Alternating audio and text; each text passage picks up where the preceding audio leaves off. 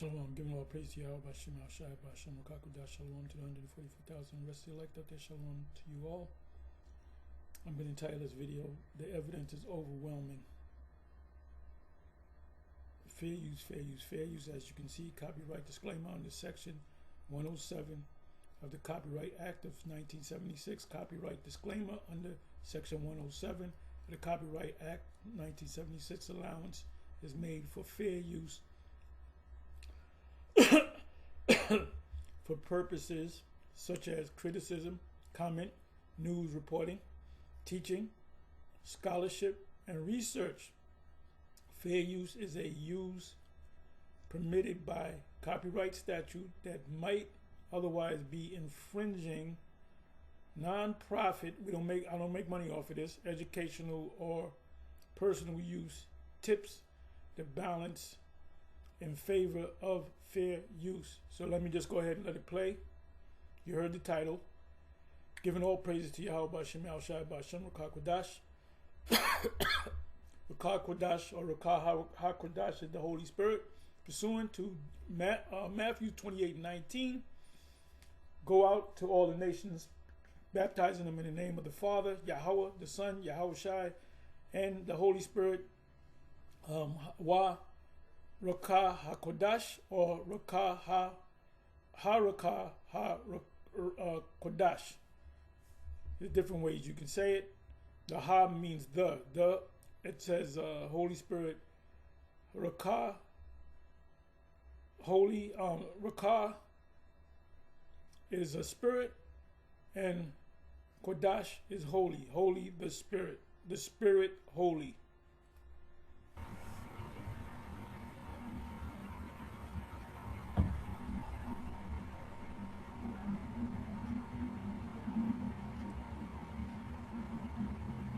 In Sweden, a woman waves her hand over a scanner and boards the train.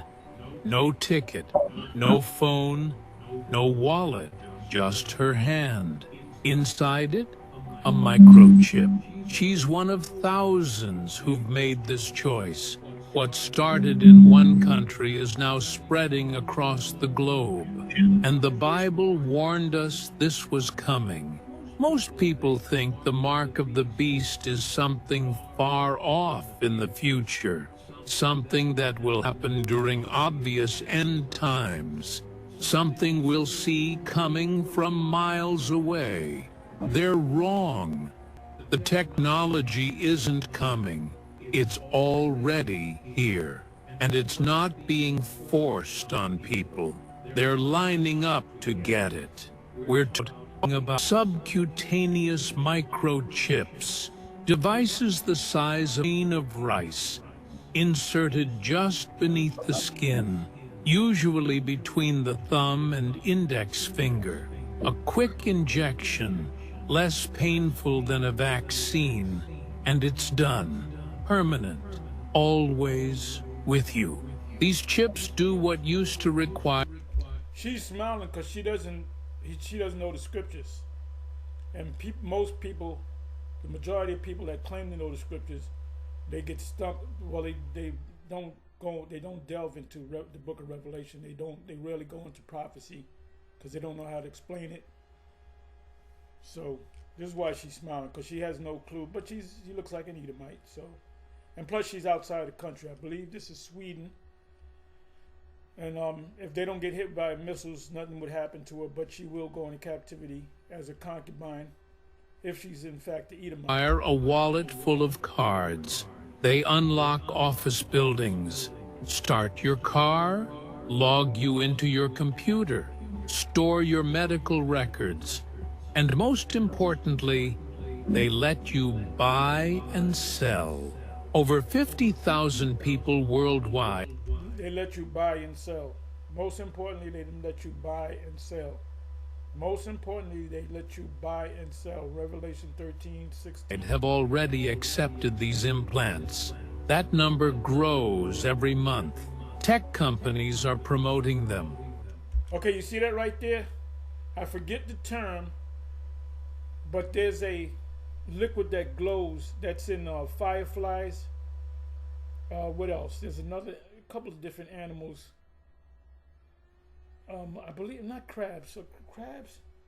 There's certain animals, and there's a term for it. There's the actual term for it, and they get that liquid from a firefly, or there's another animal or two that they get it from. And this is years ago. It was big years ago, and that's the thing that makes it glow when a phone reaches it.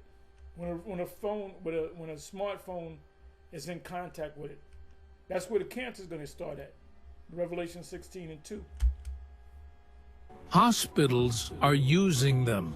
Governments are testing them on their own employees. This isn't a conspiracy theory. This is documented reality. The company Biohacks International has planted thousands. 3 Square Market in Wisconsin made headlines when they chipped their workers. In Germany, entire corporations have adopted the system. In Belgium, government offices are running pilot programs. But here's what makes this different from every other technology humans have invented. This one goes inside you. Your phone can be turned off. Your credit card can be left at home. Your laptop can be shut down. But a chip under your skin? That's with you when you sleep, when you shower, when you pray. It becomes part of your body. And that's exactly what makes it so dangerous from a prophetic standpoint. Because Revelation 13 doesn't talk about a device you carry. This is what John actually saw. He saw either a man or a woman sit down and somebody else injecting something into, he said it was the right hand. This is in Europe, so obviously this is the left hand. And their system is NFC, near field communication, and in the States it's called RFID, radio frequency identification. It talks about a mark you receive on your right hand or on your forehead. A mark that determines whether you can participate in society, whether you can buy food, sell your labor, survive. For centuries, people read those verses and wondered how such a system could ever work. How could one man control all commerce on earth? How could anyone enforce a rule that says no one buys or sells without his mark? They wondered because the technology didn't exist. Now it does. The infrastructure is being built right now. Not in secret underground labs, not in some hidden government facility, out in the open, in shopping malls, office buildings, hospitals, train stations, and people are accepting it willingly. They see the convenience, the security, the speed. They don't see the structure being built beneath it all. A structure that could very easily become the system Revelation warned about. Now, before we go further, we need to be clear about something. But these chips are doing something equally dangerous. They're normalizing the concept, training an entire generation to think it's normal for technology to be inside the human body, building the exact infrastructure the mark will need.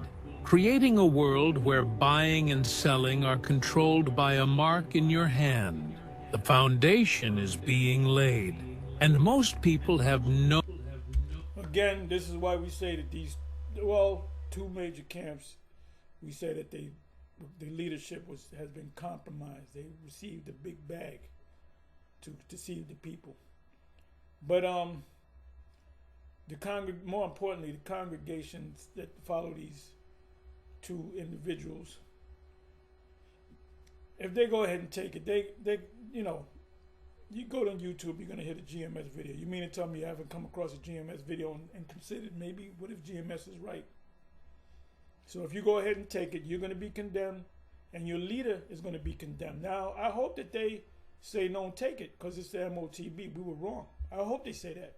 Hope that both of them say that. No idea what they're preparing for. Let's look at where this all started.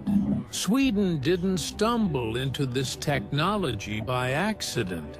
They engineered it deliberately, and they became the testing ground for something the entire world is now copying. It started in 2015. A company called Biohacks International. In America, it was 2000. The first family that got chipped, according to documents, was the Jacobson family. There's a man, woman, husband and wife, and a son. The son has recently, he died some years ago in a motorcycle accident. He had the chip in him. That was in 2000, was it 2009 or 2002? You know what I'm going to do? Let me do this. Let me do this.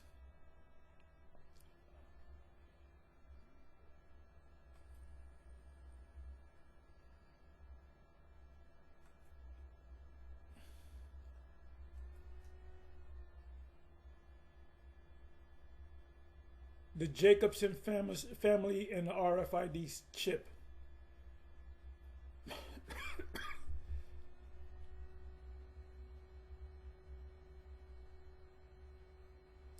Right, Florida, Boca Raton, Florida. Florida family takes computer chip trip, May of 2002. Oh, 5 years before YouTube, baby. I'm sorry, we came on YouTube. YouTube wasn't even heard of.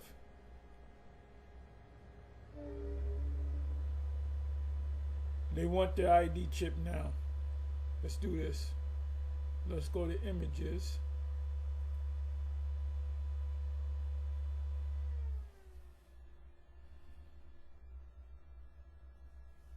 Okay, that's the chat. Well, let me see. Let me see. The Jacobson family. Why didn't they give me nothing on these people?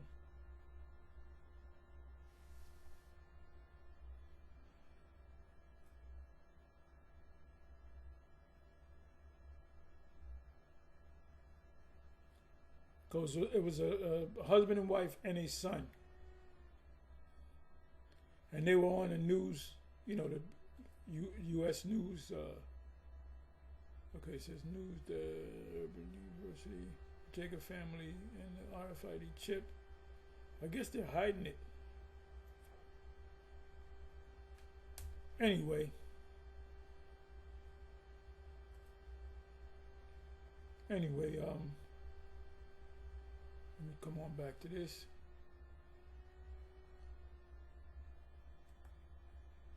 International, led by a former body piercer named Johan Osterlund, began offering microchip implants to Swedish citizens, not as a medical necessity, not as a government requirement, as a lifestyle upgrade. Osterlund's pitch was simple and appealing. An implant is just an extension of the body. It's no different than wearing a smartwatch, except you can't lose it. And Sweden listened. Within a few years, thousands of Swedes had the chip injected into their hands. They used it to enter their workplaces without badges, board trains without tickets, pay for coffee without wallets, even unlock their homes without keys. The technology itself is straightforward. It's an RFID or NFC chip, the same type used in contactless credit cards, encased in biocompatible glass. No battery needed. It only activates when it comes near a reader. Then it transmits. It only activates when it comes near a reader. That's the Revelation 16 verse 2. When it comes near a reader, it communicates with your chip, and therefore causing inflammation and causing a cancer. Cancers come from inflammation. A cut that gets infected, that's inflammation. It's a unique code, a digital signature that identifies you. Small, simple, effective. But Sweden's embrace of this technology wasn't random. It fit perfectly into a larger plan already underway. Sweden has been working for years to become the world's first completely cashless society. Their central bank, the Riksbank, has published reports stating that physical money will disappear. Economist Niklas Arvidsson from the Royal Institute of Technology in Stockholm said it plainly: Sweden will probably be the first country in the world to completely eliminate cash. The microchip fits that vision perfectly. Better than credit cards, better than phones, because cards can be stolen and phones can die. But a chip under your skin, that's always with you, always ready, always connected to the system. Swedish banks noticed, retailers noticed, and quietly, the infrastructure began changing to accommodate chip users. More readers installed, more systems upgraded, more businesses accept payment by hand wave instead of card swipe. But the chips did more than replace wallets. They began replacing identity itself. Swedish officials started seeing potential beyond just payments. The chip could store medical information, emergency contacts, blood type, allergies. In a crisis, paramedics could scan your hand and instantly know how to treat you. It could grant access to secure buildings. Government offices began testing the system. Wave your hand, the door unlocks. No badges to forget. No cards to clone. It could verify you are who you claim to be. More reliable than a password. Harder to fake than an ID card. Suddenly, the chip wasn't just about convenience anymore. It was about control. Not forced control. Voluntary control. The kind people choose because it makes their lives easier. And that's the genius of how this is being implemented. No one is holding Swedes down and forcing chips into their hands.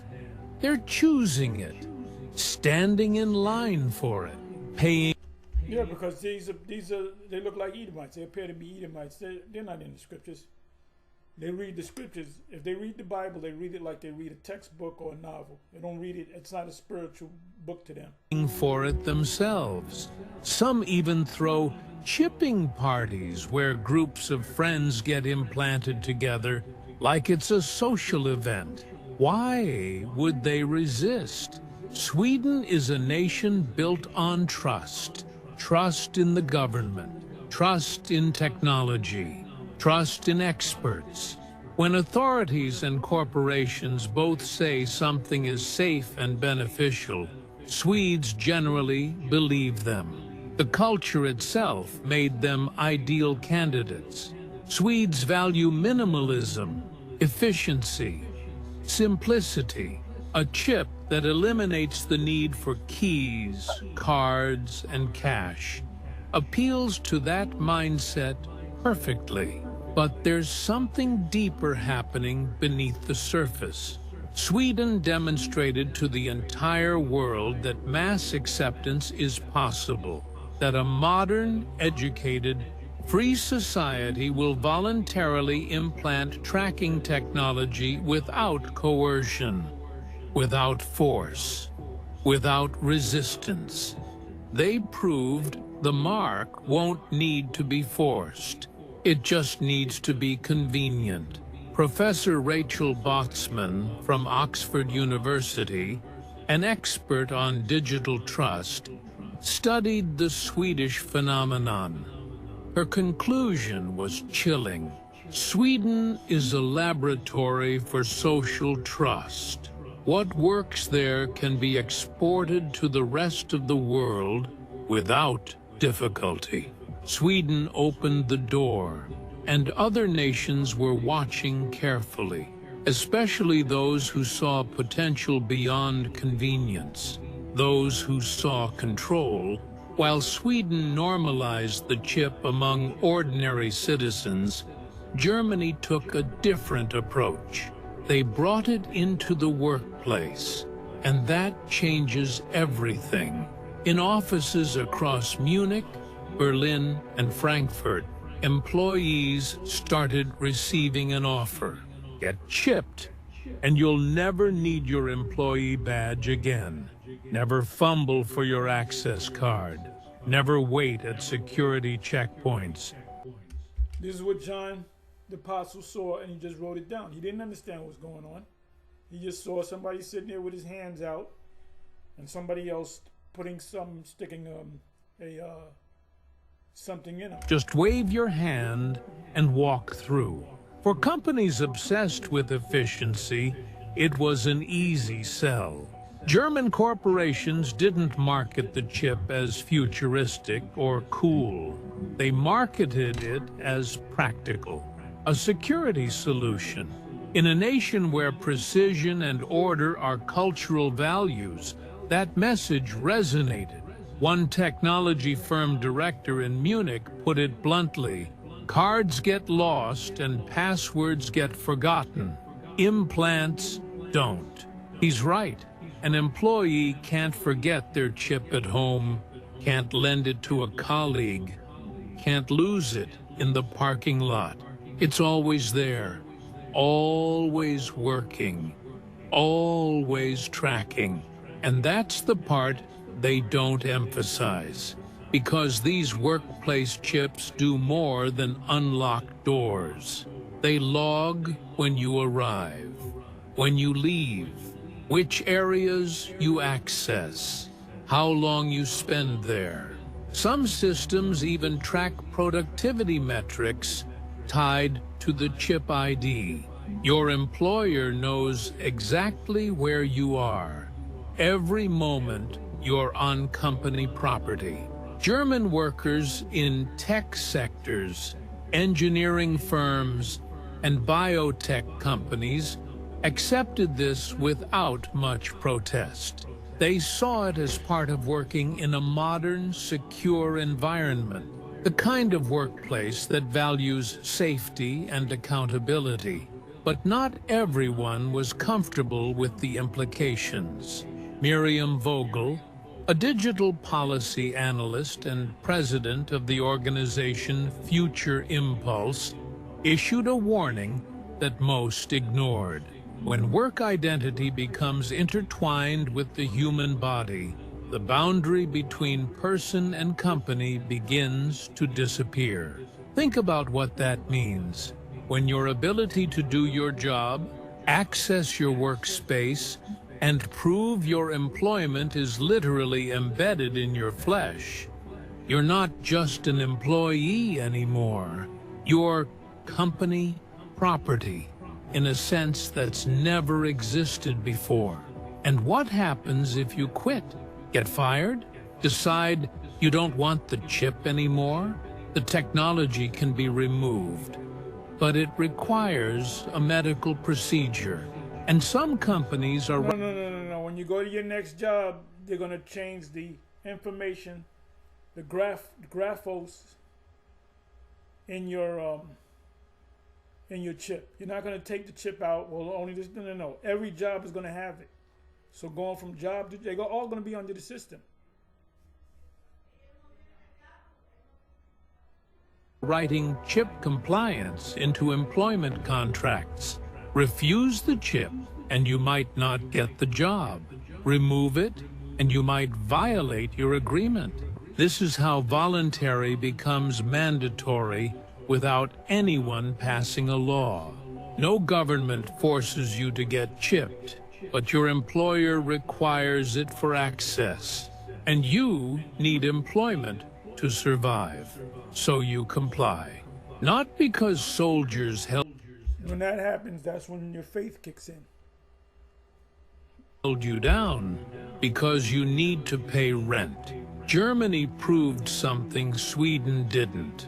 The chip doesn't just work for consumers, it works for corporations.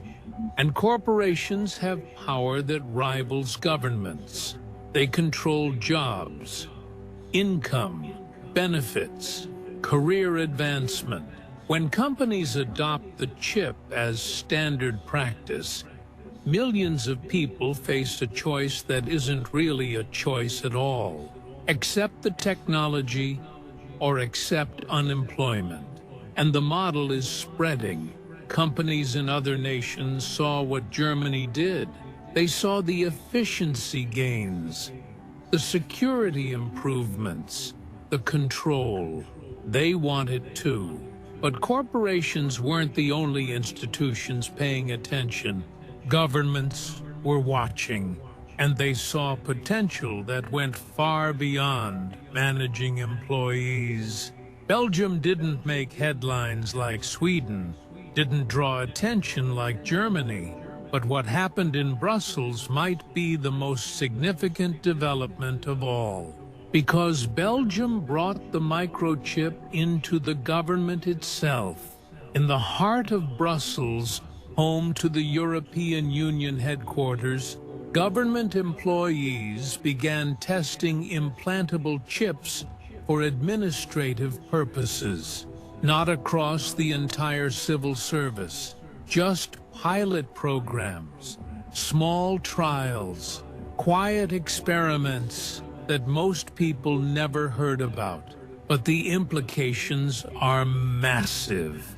These weren't private citizens making personal choices. These weren't corporate workers boosting productivity. These were government officials integrating their bodies into state systems. The chips allowed access to secure government buildings, eliminated the need for multiple security clearances, streamlined identity verification across different departments and agencies. One European official, quoted in an internal report on digital innovation, said, "The microchip simplifies what previously required cards, codes, and multiple verifications. It is an agile system and difficult to counterfeit." On the surface, that sounds reasonable. Efficient government is good government, right? But listen to what's actually happening here. Government databases, the most comprehensive collections of citizen information that exist, are now being linked to devices inside human bodies. Your identity, your permissions, your access rights, all connected to a chip under your skin. Claire Mias, a digital policy researcher at the Center for European Studies, saw the danger immediately. She warned, when the state begins to integrate identity and implants, it opens the door to a model where the citizen's existence depends on a device he does not control. Read that again slowly. Your existence depends on a device you don't control. Because here's the reality. You don't program the chip. You don't decide what information it contains. You don't determine who can read it or when. The state does. If the government decides your access should be revoked, it happens instantly. If they decide your permissions need to change, you have no say. The chip in your hand obeys the system, not you. Belgium's experiment remained small scale. They didn't roll it out nationwide, didn't mandate it for all government workers, but they established something far more important than numbers. They established precedent. They proved that a modern democratic government can integrate citizen bodies into state infrastructure, that it's technically possible, legally allowable, administratively practical. And in government, precedent is everything. What starts as a pilot program can become standard procedure. What's optional today can become required tomorrow.